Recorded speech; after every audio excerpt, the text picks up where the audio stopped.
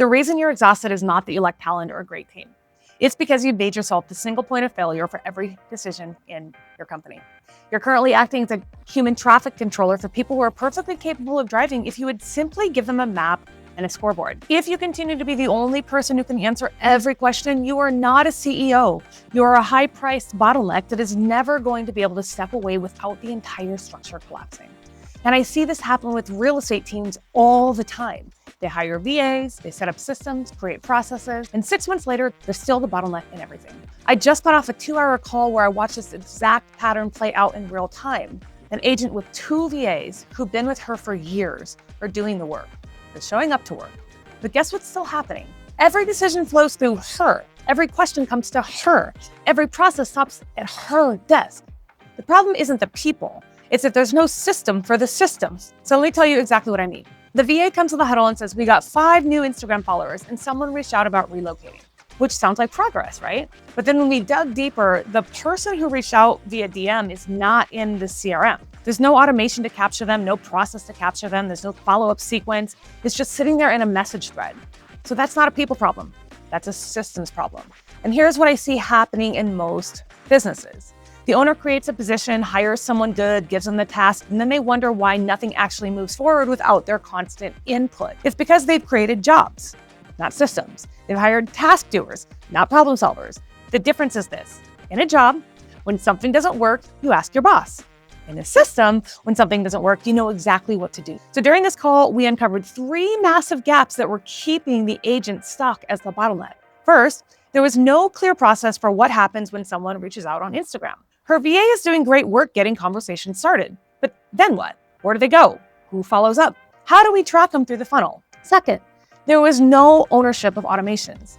Somebody owns the technical side of making sure leads flow from social media into the CRM and then into follow-up sequences.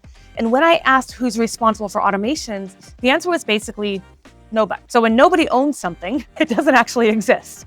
And the third, this is the big one, is there is no visual map of how the process actually operates. Everything lived inside the agent's head. So when her VA asked her a question about the process, she had to stop what she was doing and become a walking instruction manual.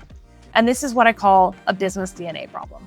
All the institutional knowledge, all the decision trees, all the this, then, that logic is trapped inside the owner's brain. So here's what we did. We identified that VA should own one clear metric: conversations that turn into lead magnet downloads. Not followers, not engagement. We actually wanted to look at people entering the CRM through a specific process.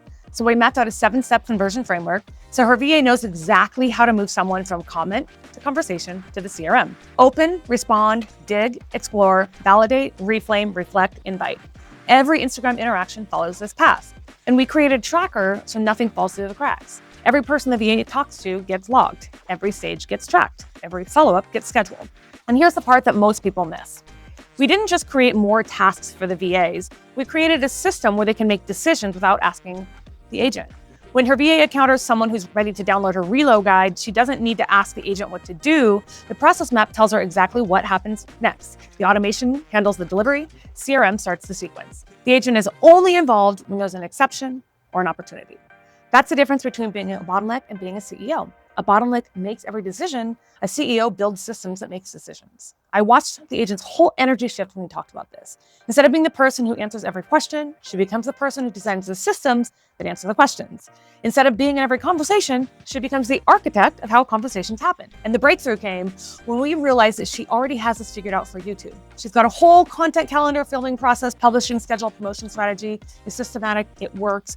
Her YouTube channel grows without her having to reinvent the process every week. The Instagram side was chaos because she was treating it like a separate business instead of taking the YouTube system and adapting it for a different platform. Same audience, same expertise, same content, just delivered differently. And this is what I see all the time. Business owners creating new systems from scratch instead of scaling the systems that already work. You don't need to build a whole new engine. You need to connect more cars to the trains that's already moving. By the end of the call, her VA had clear ownership of the Instagram funnel and the specific metrics to hit. Her other VA had clear ownership of the automation side with specific systems to build and maintain. and the agent had clear path from being the person who does the work to the person who designs how the work gets done. Now here's what's going to determine whether it actually sticks. Whether she commits to working on the business instead of in the business for the next 30 days. The biggest domino is not Instagram strategy or CRM or conversation tracking.